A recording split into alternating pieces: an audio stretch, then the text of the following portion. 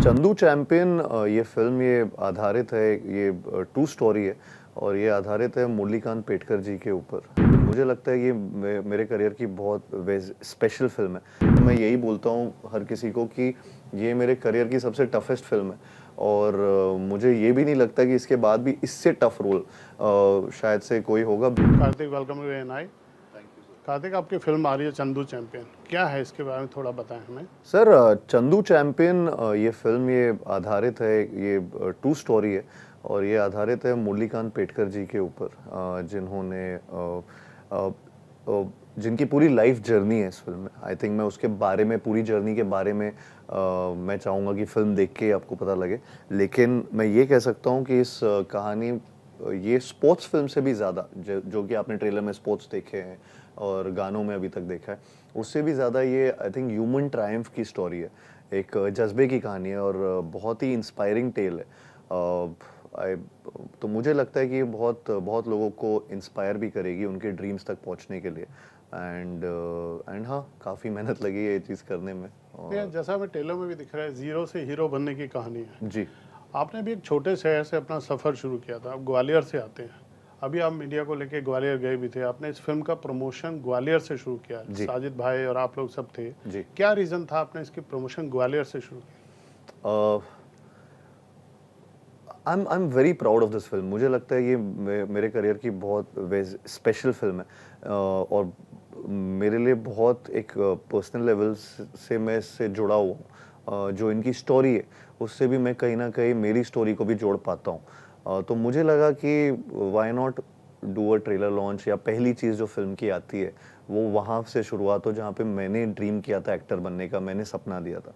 And because it's a story, जब आप ये फिल्म देखेंगे तो आप समझेंगे it's like an Indian dream. It's that kind of a story जिसमें हर इंसान अपनी कहानी को ढूंढ पाएगा और रिलेट कर पाएगा।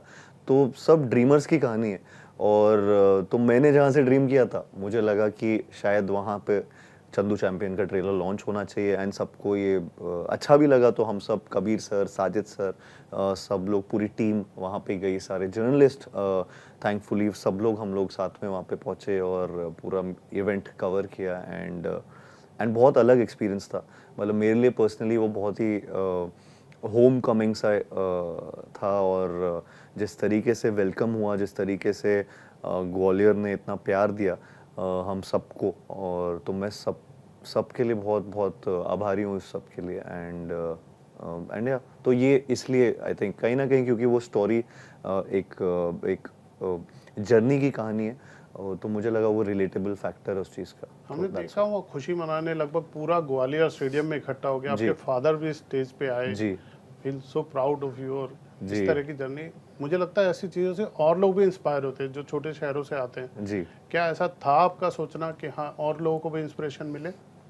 आई थिंक मुझे काफ़ी अलग अलग शहरों से बहुत ऐसे मैसेजेस आते हैं या लोग मुझसे मिलने भी आते हैं जब वो कुछ किसी को कोई कन्फ्यूजन हो रहा होता है कि हम क्या करें हमारे स्पेशली एक्टिंग करियर में अगर किसी को घुसना है तो क्योंकि वो ये रिलेट कर पाते हैं चीज़ से कि मैं भी कहीं बाहर से आया था और ये हम में से एक है, you know, so they relate to this story. तो जब ग्वालियर भी जा रहे थे तो मुझे उस बात का एहसास है कि उस चीज़ से काफ़ी लोग इंस्पायर भी होते हैं इस चीज़ को लेकर कि हम भी हमारे सपने पूरे कर सकते हैं, हमारे भी ड्रीम्स पूरे हो सकते हैं, बस हार्डवर्क या सेल्फ बिलीफ की ज़रूरत है।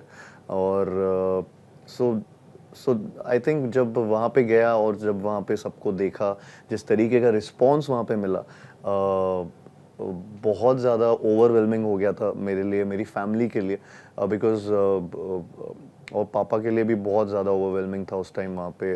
तो इसलिए मैंने उनको स्टेज पे भी उस टाइम लास्ट पे बुलाया था। एंड तो he was really emotional after that. तो वो थोड़ा अपने शहर में ऐसी चीज़ होना बहुत बड़ी बात हो जाती है सबके लिए, तो बस I was no different. Kartik, आपकी भी जर्नी हमने देखी है, पंचनामा से चंदू चैंपियन तक। अभी आप स्ट्रगलिंग एक्टर नहीं हो, आप सफल अभिनेता हो। अब आप गाड़ियां भी ले रहे हो, घर भी ले रहे हो। जब सबसे पहला व्हीकल आपने खरीदा था, क्या आपको याद है आपने क्या व्हीकल लिया था? फर्स्ट व्हीकल क्या था आपका? मतलब मैंने यहाँ पे जो लिया नहीं, था, वहाँ पर वहाँ पे जब आप मेरे पास एक सन्नी थी। हाँ वो स्कूटी बोलते हैं उसको, वो लाल रंग की थी वो उसको भी। लेके गिड़िया मारने कहाँ जाते थे सब, जब आपने सपने देखे होंगे कुछ बनने के या दोस्तों के साथ जो टाइम पास होता था, बेस्ट जगह क्या थी वहाँ? वहाँ पे मुझे वहाँ पे फोर्ट बहुत बेस्ट लगता था, लेकिन वहाँ पे हम मतलब वो सन्नी ऊपर जा नहीं पाती थी क्योंकि वो बहुत स्टीप था। तो वो उतर के फिर हमें वो ऊपर लेके जाना पड़ता था, फिर वहाँ पे पार्क करते थे तो पैदल ही हो जाता था आधा रास्ता। तो पर मगर ये था कि फोर्ट वहाँ पे बहुत एक आइकॉनिक सी जगह है जहाँ से पूरा किला वो है जहाँ पे पूरा शहर दिखता है एंड आपको you feel like you are on top of the world. तो वो थोड़ा सा एक ऐसा फीलिंग आता है एंड आई तो वहाँ मैं बहुत जाता था जब मैं ग्वालियर में था। और हाँ मतलब ऐसे दोस्तों के साथ तो काफ़ी मस्ती करते थे और हाँ ये वापस हम फिल्म पे आते हैं। जी। हमने कबीर खान साहब के साथ काम करके कैसा अनुभव रहा, क्या सीखने मिला? और सुना बहुत मेहनत कराई आपसे। हाँ सर देख ही रहे हैं अभी सुना। मैं तो बिल्कुल ही इस फिल्म में मतलब मैं यही बोलता हूँ हर किसी को कि ये मेरे करियर की सबसे टफेस्ट फिल्म है और मुझे ये भी नहीं लगता कि इसके बाद भी इससे टफ रोल शायद से कोई होगा बिकॉज जिस तरीके की इनकी कहानी थी तो मुझे वो फुल जस्टिस करने का बहुत मेरे ऊपर प्रेशर था कि in terms of the skill sets, boxing, swimming, दंगल, ये सारी चीज़ें बहुत मतलब आपको बहुत ही प्रोफेशनल तरीके से इनको कबीर सर को दिखाना था और हम मेरे ऊपर बहुत प्रेशर था उस बात का। तो वो स्क्रैच से सीखा था सब। मैंने कभी भी बॉक्सिंग या दंगल कभी सोचा भी नहीं था मैं स्विमिंग किसी फिल्म में कर रहा हूँगा और मुझे डीप वाटर से भी काफ़ी डर लगता था। तो मैं वहाँ से लेकर सीधा यहाँ पे 15 फीट के ओलंपिक साइज स्टेडियम में पूल में ये स्विमिंग करना मेरे लिए बहुत बड़ी चीज़ें थी। एंड टू एंड बॉक्सिंग करना विथ प्रोफेशनल बॉक्सर्स, ये सब चीज़ें आई थिंक बहुत मेहनत लगी वहाँ तक पहुँचने के लिए। 1.5-2 साल की मेहनत पूरी लगी ये सारे फिज़िकलिटी को अचीव करने में।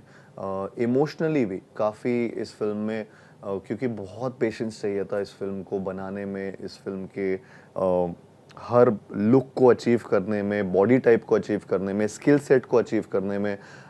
वो जो सीन्स थे वाइल इन द स्पोर्ट्स, मतलब अगर मैं स्विमिंग कर रहा हूँ तो उस टाइम क्या इमोशन है, बॉक्सिंग के टाइम पे कुछ फाइट्स में क्या इमोशन, वो while being in that zone और वो जोन इन होके वो स्पोर्ट्स खेलते टाइम मेरे अंदर क्या क्या चल रहा है वो बाहर लाना, वो इमोशन उसी टाइम पे, वो थोड़ा बहुत काफ़ी डिफ़िकल्ट था क्योंकि हम नॉर्मली जब एक्टिंग कर रहे होते हैं तो कई बार ऐसी चीज़ें नहीं कर रहे होते हैं, आप सिंपल सीन्स कर रहे होते हैं और उनकी सिचुएशंस थोड़ी, इसकी सिचुएशन बहुत एक्सट्रीम थी जब ऐसे चीज़ें करनी पड़ रही थी मुझे।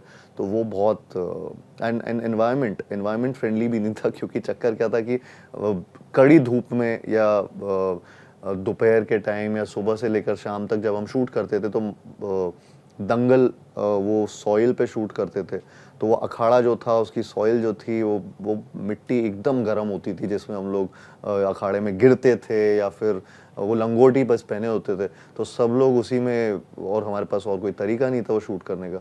तो सर्कमस्टांसेस मतलब हमेशा बहुत डिफिकल्ट रहे इस फिल्म को शूट करते वक्त। तो आपके प्रोड्यूसर साजिद नाडियाडवाला जी का कितना इसमें कॉपरेशन रहा, कितना साथ रहा? बहुत रहा। मैं थैंकफुल हूँ साजिद सर के लिए क्योंकि उन्होंने इतना इस फिल्म को he is nurtured it like a baby and like his own baby and इस तरीके से उस फिल्म को बैक किया है। ही इज़ नेवर मतलब he is always been there for the film and still he is there for the film, which I really like about him and I think वो एक फिल्म को not just like a producer but a filmmaker की तरह देखते हैं और इसलिए I think वो आज तक इतने सक्सेसफुल रहे भी हैं, मुझे ऐसा लगता है। तो बस लास्ट में अपने फैंस को आप बोल दीजिए ये फिल्म देखने क्यों जाए? मुझे एक्चुअली लगता है कि ये फिल्म एक होलसम एंटरटेनर है और ये सबको इंस्पायर तो करेगी, लेकिन ये स्टोरी जो है जिस तरीके की इंस्पायरिंग, एस्पिरेशनल या एक ड्रीमर्स की एक जो कहानी है, ये हर चीज़ आपको बहुत ही एंटरटेनिंग तरीके से ये कह के चली जाएगी। तो आई थिंक ये एक होलसम एंटरटेनर को आपको देखना चाहिए 14 जून को। बहुत बहुत शुभकामनाएं, हमसे बात करने के लिए शुभकामनाएं। Thank you sir, thank you.